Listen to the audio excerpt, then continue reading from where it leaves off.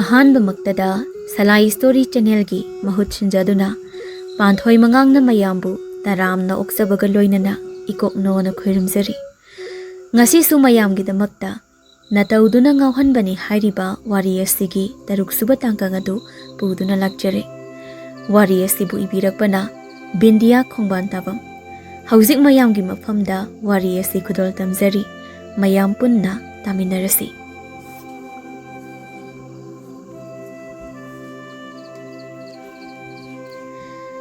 ꯃꯥꯂꯦꯝ ꯇꯥꯏꯕꯪꯄꯥꯜ ꯑꯁꯤꯗ ꯃꯥꯒꯤ ꯀꯅꯥ ꯂꯩꯇꯦ ꯋꯥꯔꯨꯕ, ꯃꯥꯒꯤꯗꯃꯛ ꯂꯦꯞꯄꯤꯕ ꯉꯝꯕ ꯃꯤꯁꯛ ꯂꯩꯇꯦ ꯈꯜꯂꯨꯕ, ꯉꯁꯤꯗꯤ ꯃꯥꯒꯤꯗꯃꯛ ꯂꯦꯞꯂꯒꯦ ꯍꯥꯏꯕꯒꯨꯝ ꯆꯤꯡꯖꯥꯎꯒꯨꯝ ꯂꯦꯞꯂꯔꯦ꯫ ꯉꯥꯟꯕ ꯊꯣꯏꯕꯤꯅ ꯊꯥꯔꯛꯄ ꯂꯣꯀꯦꯁꯟ ꯑꯗꯨꯗ ꯌꯧꯁꯤꯜꯂꯛꯂꯦ꯫ ꯒꯥꯔꯤ ꯑꯗꯨ ꯈꯥꯝꯕ ꯅꯪꯗ ꯊꯣꯡ ꯑꯗꯨ ꯐꯠ ꯍꯥꯡꯗꯣꯛꯂꯒ ꯊꯨꯅꯃꯛ ꯀꯨꯝꯊꯔꯛꯏ꯫ ꯂꯥꯞꯇꯛꯅ ꯃꯤꯈꯨꯒ ꯑꯄꯨꯏꯒ ꯂꯦꯞꯇꯨꯅ ꯃꯤ ꯑꯃ ꯊꯤꯕꯒꯨꯝ ꯇꯧꯔꯤꯕꯗꯨ ꯎꯏ ꯉꯥꯟꯕ꯫ ꯂꯣꯌꯥꯗ ꯃꯤꯠꯌꯦꯡ ꯑꯃ ꯌꯦꯡꯂꯝꯃꯤ ꯉꯥꯟꯕ꯫ ꯊꯣꯏꯕꯤꯒꯤ ꯅꯝꯕꯔ ꯑꯗꯨꯗ ꯀꯣꯜ ꯇꯧꯁꯤꯜꯂꯤ꯫ ꯃꯅꯥꯛ ꯅꯛꯄ ꯑꯗꯨꯋꯥꯏꯗ ꯈꯤꯡꯂꯛꯄꯗꯨꯗ ꯅꯥꯛ ꯌꯦꯠ ꯂꯩꯗꯨꯅ ꯌꯦꯡꯉꯤ꯫ ꯈꯥꯕꯅ ꯎꯔ ꯃꯥꯜꯂꯦ꯫ "ꯁꯔ, ꯑꯁꯤꯗ ꯂꯩꯔꯦ."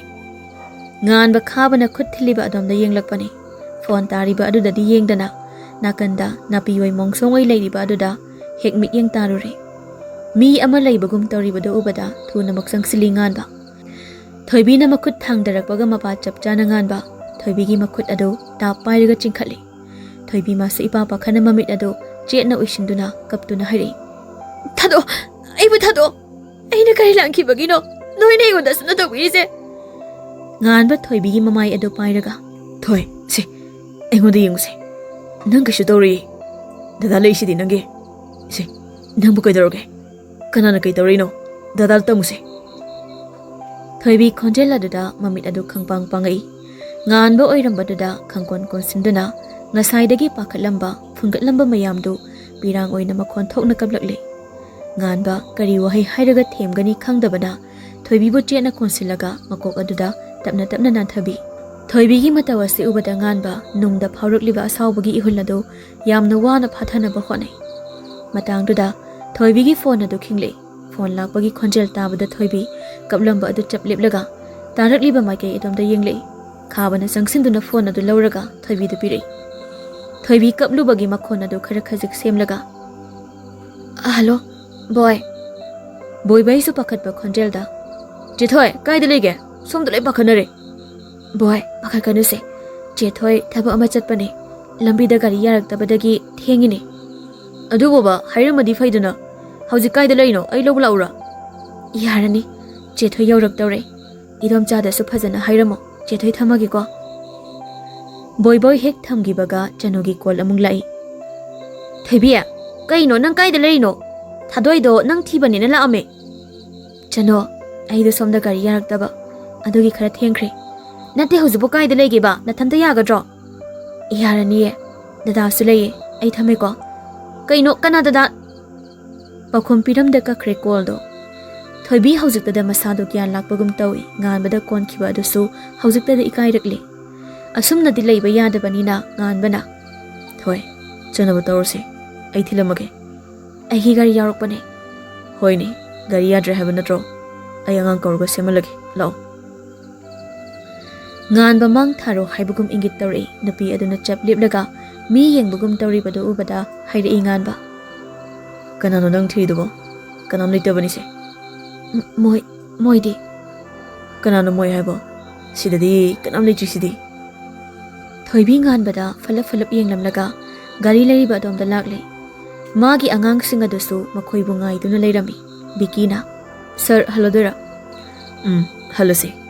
ꯅꯪꯒ ꯀꯣꯔꯧꯒ ꯇꯧꯔꯒ ꯅꯈꯣꯏ ꯑꯅꯤ ꯑꯁꯣꯝꯒꯤ ꯃꯃꯥꯡꯂꯣꯝꯗ ꯈꯔ ꯆꯠꯂꯒ ꯒꯥꯔꯤ ꯂꯩꯔꯝꯒꯅꯤ. ꯑꯇꯩ ꯑꯉꯥꯡꯁꯤꯡꯗꯣ ꯈꯔ ꯀꯧꯔꯒ ꯒꯥꯔꯤꯗꯣ ꯂꯧꯈꯠꯂꯒꯅꯦ ꯅꯣꯏꯁꯨ ꯍꯜꯂꯛꯑꯣ. ꯑꯩꯈꯣꯏ ꯍꯜꯂꯝꯃꯒꯦ." "ꯍꯣꯏ ꯁꯔ, ꯀꯣꯔꯧ, ꯆꯠꯁꯦ." ꯑꯅꯤꯗꯨ ꯆꯦꯟꯕꯣꯏ ꯆꯠꯄꯣꯏ ꯇꯧꯅ ꯆꯠꯈ꯭ꯔꯦ꯫ ꯂꯣꯌꯥꯅ, "ꯁꯔ, ꯑꯩꯈꯣꯏꯁꯨ ꯆꯠꯅꯕ ꯇꯧꯔꯁꯤ. ꯏꯇꯩꯃ, ꯁꯣꯝꯗ ꯀꯥꯈꯠꯄꯤꯔꯣ." ꯃꯇꯥꯡ ꯏꯆꯥ ꯍꯦꯛ ꯆꯥꯗꯅ ꯃꯣꯃꯣꯟ ꯇꯧꯔꯛꯏ ꯉꯥꯟꯕ꯫ ꯃꯈꯣꯏꯅ ꯊꯣꯏꯕꯤ ꯍꯣꯏꯒꯤ ꯌꯨꯝ ꯌꯧꯔꯛꯄꯗꯨ ꯄꯨꯡ 9:30 ꯇꯥꯒꯗꯧꯔꯦ꯫ ꯒꯦꯠꯇ ꯃꯥꯕꯨ ꯉꯥꯏꯔꯝꯕꯒꯨꯝ ꯕꯣꯏꯕꯣꯏꯒ ꯊꯥꯗꯣꯏꯒ ꯂꯦꯞꯂꯝꯃꯤ꯫ ꯊꯣꯏꯕꯤ ꯒꯥꯔꯤꯗꯒꯤ ꯐꯠ ꯀꯨꯝꯊꯔꯛꯏ꯫ ꯕꯣꯏꯕꯣꯏꯁꯨ ꯃꯆꯦꯒꯤ ꯃꯅꯥꯛꯇ ꯆꯪꯁꯤꯜꯂꯛꯏ꯫ "ꯆꯦꯊꯣꯏ, ꯀꯩꯁꯨ ꯇꯧꯗꯦꯀꯣ ꯅꯪ?" "ꯆꯦꯊꯣꯏ ꯀꯩꯁꯨ ꯇꯧꯗꯤꯌꯦ." ꯉꯥꯟꯕ ꯍꯣꯏꯁꯨ ꯀꯨꯝꯊꯔꯛꯏ꯫ ꯊꯥꯗꯣꯏꯅ ꯉꯥꯟꯕ ꯎꯕꯗ, "ꯑꯦ, ꯏꯇꯩ, ꯆꯦꯊꯣꯏ ꯊꯤꯜꯂꯛꯏꯔꯣ?" ꯉꯥꯟꯕ ꯅꯣꯛꯃꯤ ꯅꯣꯛꯃꯤ ꯃꯀꯣꯛ ꯅꯣꯝꯃꯤ꯫ ꯈꯨꯝꯕꯗꯤ ꯈꯨꯝꯂꯛꯇ꯭ꯔꯦ꯫ Boy nganbada yengli masiga khangnei hairibadu nganba oirambadada wakhande khali. Ramtharman base ibai oidoraba pajjarine. Khonjel thongna mu hairi. Ibai, thank you. Chethoi thinbirakpagi yarida. Adudi thadoi, thoi. Ahi mu chalukhige. Thoibi nganba mangonda wahai kharadi hainingbani. Adubu ifa phajinbagum jinwaldagi wahai amata thogla u yakhidre. Madugi mahutta makok oina nomlei. Nganba magi angang sing aduga gari da mathang kakhatuna gari adu thaukhre. Chethoi kamai torino nang gari di. Mana semage haibane. Ado idom chadi. Boy no ina khumlei. Imaga leitida kasai mamoi de chaki. Nongni lekani haibane. Thoibi madom cha leite haibadada sordo ingna honthai aduga thengi lao changase. Somda nganba mayum yaurakle magi ka adu thariba sofadada tapna famthai. Thoibiga maga thengnaribasi ngasiga thana manga tarurupti sure adubu saka onsinaduna wari tawbadi ahumla khakta ngairi. Thoibina nongmata ima baba panbadi mata khide adubu idomcha haina toina panbadi mata khre. Mangaside thoibigi maramda yamna khangningbagum tawri. Thoibigi ngasai oiramliba phibamdo ningsinglakpadu tuzungi. Ngahak asum wakhan khalamlaga parida call tawri. Pung adusu khara khajik thenglabana phone adu pahek pairaktre. Ring talamdai aduda pairei. Tumnubagi khonjel aduga. Kaidawri ningthe? Tumabo. Ai ingsida tumdradi aibu jagoi sa lei wairo. Nganba khajik noklaga makha tarei. Aise karino ma hangin torokone. Kaino ko hangba yadro. Nupigi tap dong ko thalei drojo. Nganba phat hek hangba sungamda ngahak asum tumina leiramlaga. Thoibi hoi family se mi kiyam lege. Pari da tumlambadagi phuk hawalaga ingangak na hairi. Kariba. Thoibi ge nate ngaiko. Ai sibu prithvi da leiba mi makhai family details khangba mi oina uraba bana. Hangge harchu taibong da hangba yai. Moi di lekai su puliba. Adu natraga nupigi maiba Boris da hangba su yai. Yare ko khangde halore. Makha dam sangdri du kaino. Ai. Ai na gyam sangda ning bugam ta haliba.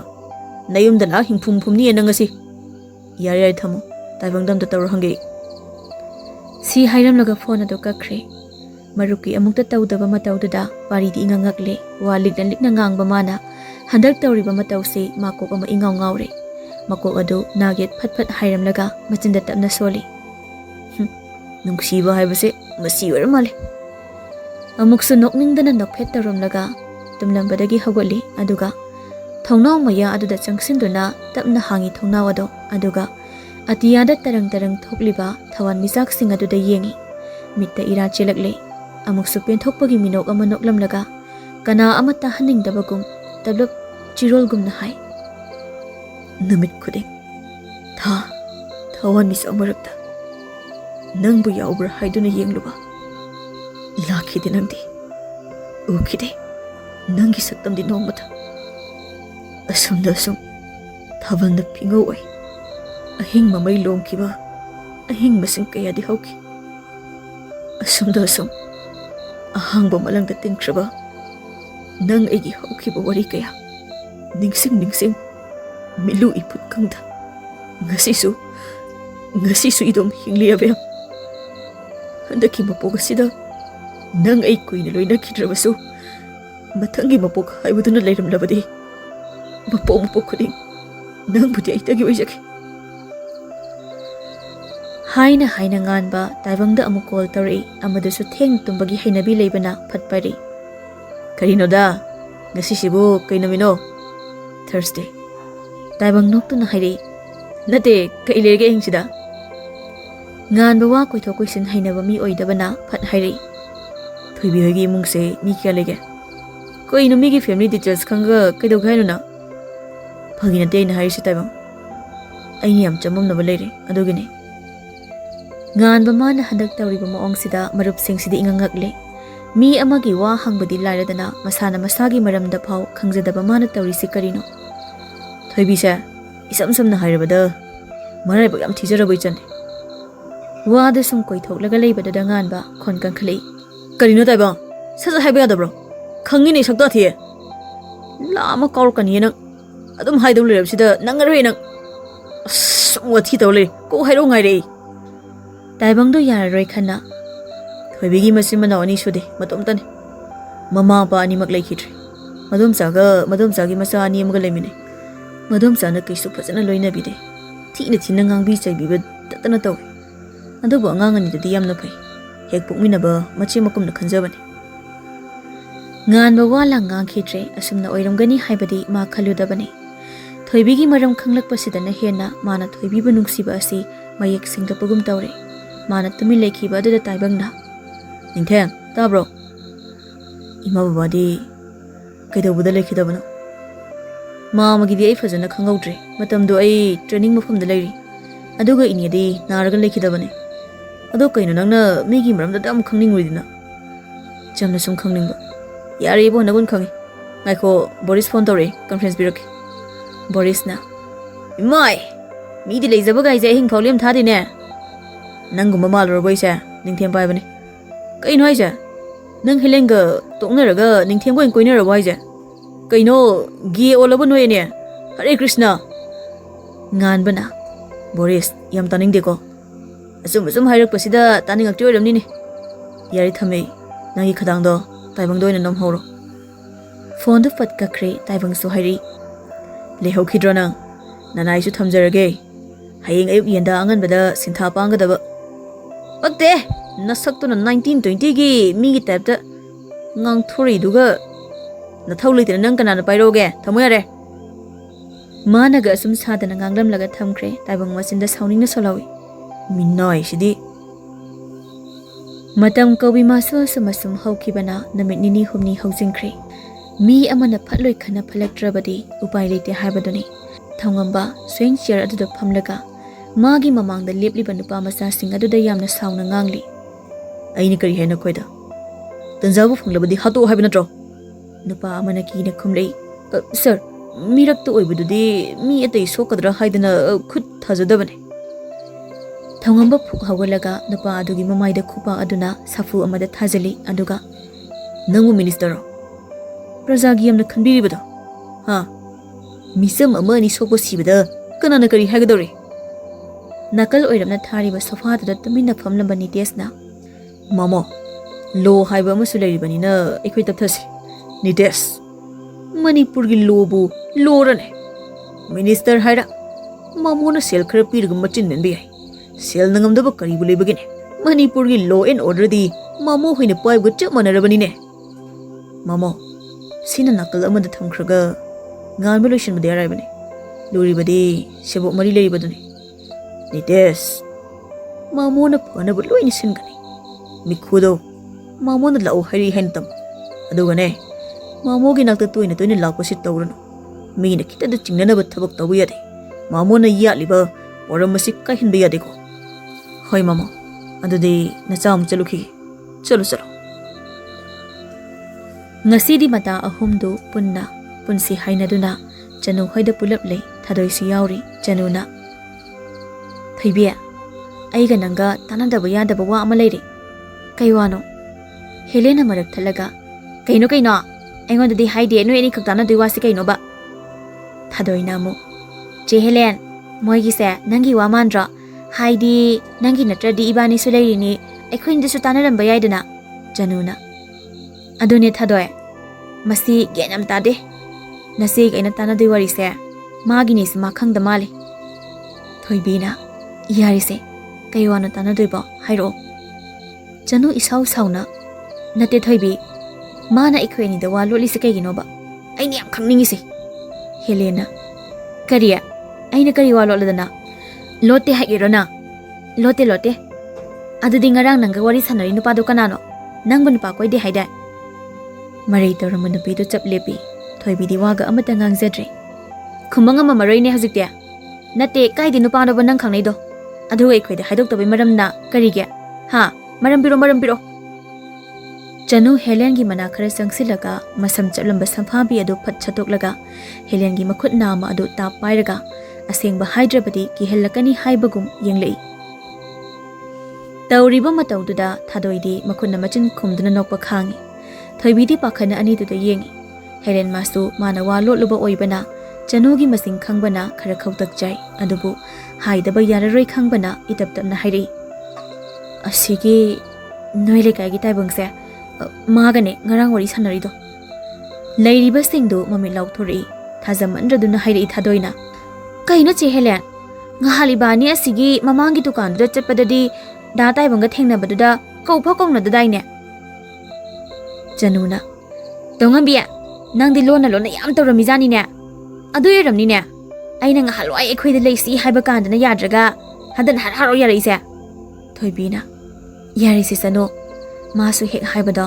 nungai tadana tawri oiramni karigi nungai tabano khalu khalroga ne aine khoidong yam langkhali jani langkhatli aisini aina ngarang wari sanabadu ta haudradi ma ekhoi da dum lotuni ne ai adudi khande ko kharleraga haigena tawbani matangduda mama tombi su thoglaktuna mogi wari duda yausilei hai kari wari no ne nakhoina sari dubo ima su khara yaugeni he Chano masinda murum soli cheba na bisong thole tombi du thadoi don sili thadoi maboki nakta khara toina laune mabo itomta leibasi nungai tene mabo jesanu hoilei sidi nong hek ngan badagi isau da langduna leibasibu mi oina ga thaba ya banate ko thoibiya isadi gudabasu kuireda hoi mabo yonggi ama tawringai da lago pharak hekta taba hoida yonggi thabak su tawdaba yaba nate Helen Chanogi nakong maya da sangsilaga Chano kaina no ima sananga wari sanabadi na pangbagi tapta tawdro hausina pura normal ni oise amu lekhar bazane ekhoi magi se wari sanarambadagi anido khangpre he khangi madudi moi ani na onsinaraga wari tawriba duda thadoina nakanda taramba nungmasa amalangsilei moi anigi matawduda thadoi thik noglei Anido thadoida paina yenglei matangduda thoibigi phone adu khinglei tawrakliba misaktu ubada masa phau khangjada nokmi tawkhre matawdu munna yengi mamanabi anise thoibi phamlambadagi phuk hawgalaga leiriba singdudagi khara chathoklaga paikhali hello dada nganba nokmi kaidawrige nangbo kisu tawdi sum leiri kisu tawdraga phone paiba du kuina jangba Thoibi nupasna lana laukrabra khanna taha nati aida sanu hoida leiba adogi mayam pulap leiba dada khara chathorakba adogi ne ado housing tang tholo noigi thongkhong dai lei tholo ko dada ngairamake si hairaga thamkhre ngan bado thoibi phone screen du dang hak asum yenglamlaga chanu hoina leiba domda parap changai aduga chano Helen lao thongkhong phawdu tholusi Aniduna hena bhab taramale chalasi haiduna thoglakle thadoidi mayumda chatlamage haiduna lehori Chanuna Thaibiya nangdi khara keba yabani kaigino kedoibo tamongan ban natrola edo Thoibi hoi haibugu makok namlei Helena amuk yarida ekhoi thoibi de ke dress adum phajari sidi wari tawdana ahumdo nganbana lei hairiba mafamadu yoksilakle napadu suma housagum masana na liplami Navy blue color gi men shirt angaubu masugi formal pen adumaga chinglem na liplami makhoi lakpo ubada nganba nufet tawri gari da lari banupa masa ani du sukum tharaga sangsilei Chanuna Wah Thaibiya tamungan base beki saktam chelasu post tariba rasi na marol ama leiriba Helena yar henang masu Thaibiya chalo ekhoi saida sum leiramge Kaino punna dum chase Helena Haima chalo saida sum leiramage ba ekhoi kisu selamo yibema ani duna ngamdana lehore thoibi itaptapna nganbagi manakta jangsilei nganba makhuta pairiba polythene bag ado thoibi da pirei se loksilo nangi ne lerakpane thoibi pak hek loksinde pirakliba poto karino haibasu khangde matawduda nganba khajik ikairupagum tawi nupasina makhutu khajik hanjin khipaduda Thoibi phat lawi nganbasu haujiktada nokmi wanganglei thoi ai ga hayang ayukto thabam da chanminaruse mana hanglidu khumlakpagi mahutta ona taina na hairei dada andade ayamuk changage dada su hanbiro nganba kari su khumlakte nupi asida tumina yenglaga lei thoibi ma su hoimai hairam da chatpa hawi khongka ama ani chatlamlaga chap leptuna nganba magi manakta amuk parap sangsilaktuna Makutta pairiba sel adu nganbada pirei. Nganba karigi sel no haibugum yenglei. Dada, ngan gari sembado sel phanayam changlamgani. Se, silok. Yare. Adudi aina mating pangbani haina khallo. Nuwaite. Aina semasu sel ado lawkidaw leire. Dadana sembirabanina dadada pibane. Adubo haiba. Sidi aina dum tawrage haiba. Nupasi Mariam kalli haiba thoibi hausikta da khanglakpagum tawi. Adubu masu hande. Dadana sel sulo haiba yadrabanina. Dadana engonda piriba pose pubikro. Handa mukti nupasi bisum sukre. Marai kanbada maming chatliba mahaksi ngasidi thoibina henkre. Upai leita thoibina pirakliba sel du tapna lawi. Thoibi sel adu lawkibaga karisu hayamda chakki. Amuksu sableplaga nganba tanaba maongda. Hayeng mafam asida ngaibiramo. Somda suloya mina taningi khangde taningde khangde pangangda ngangli. Magi maongduda ikaira malik korowdo nupi ani du onsinduna hai. Isan, noi ni saunugo. Ma se wati khara pamane. Janu di korowda phalap yengba lepte Helena. Kisu kaideda ado kaiki ming kauge. Aigina korow aduga magina loya. O aikhoigi so hairake. Magina Janu aduga aigina Helen. Korau Januda haifet yenglei. Mangonda yengduna leirambaduda ikhang khangna nakal amada leithui. Loyana. Helen, nangdi aina ukhibagum tawre. Korauna. Uramani. Nang yam kana dam taidu kaigino. Ukremi aibo kadaidano ma. Ningsinglakla male loyado phat hairi. Moirangdane. Aina nang ukhibado. Tamora na loida. Aikhoi tamoga tinabra. Khangnaye. Matangduda tungdagi thoibina. Jano, Helen, lao halase. Anida tung olaga yenglei. Januna. Loiraba thoibia. Helena. Lao adudi changase. Lepliba nupa anida mo onsilaga Helena. Adudi aikhoi musangage. Korauna. Hoi. Adudi itaima aikhoi sisalukige. Thoibi su gyan ita tada khumi. Hoi. Chakre nupa anido moisiyum lomda lakpa hawi chana wari su tawri Helena. Thoibia. Tamongan baga noi enigi mo ongse. Kaino, koinarabo noi ene. Janu sumateng pangsilei. Adune, hausikta su itaima kaina kaurumido.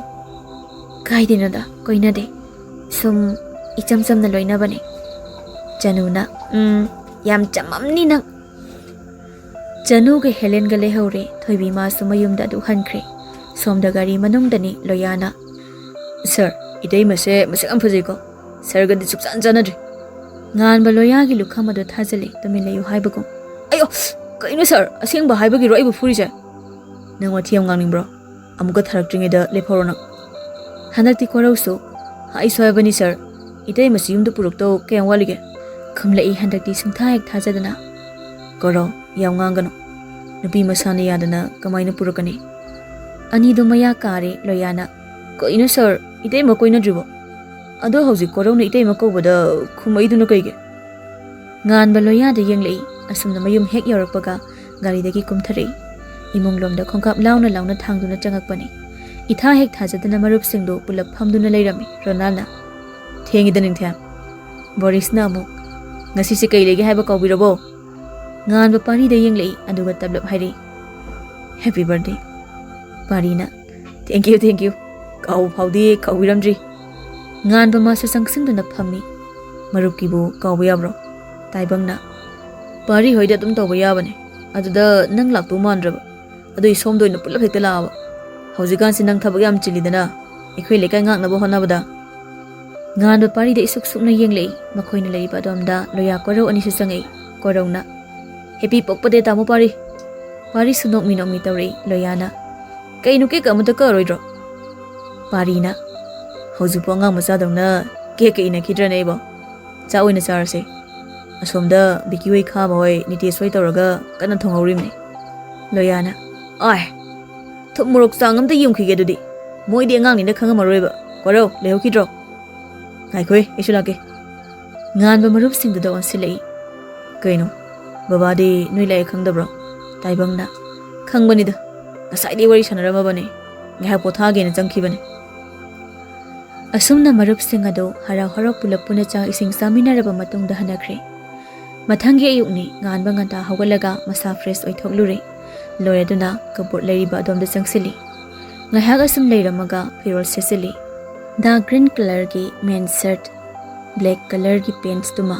Ngasidi litliba fruit adu yepsinde isam chamna mapanda thadoi. Masamadasu ngasidi lumang aduda adumak thadai. Loisin bapung loi loiraduna masagi fibam adu amuk yengthasei. Baksare khalla male makhada kumthare aduga korogi thongzinda leplaga amuktang kawi. Koro loire sir.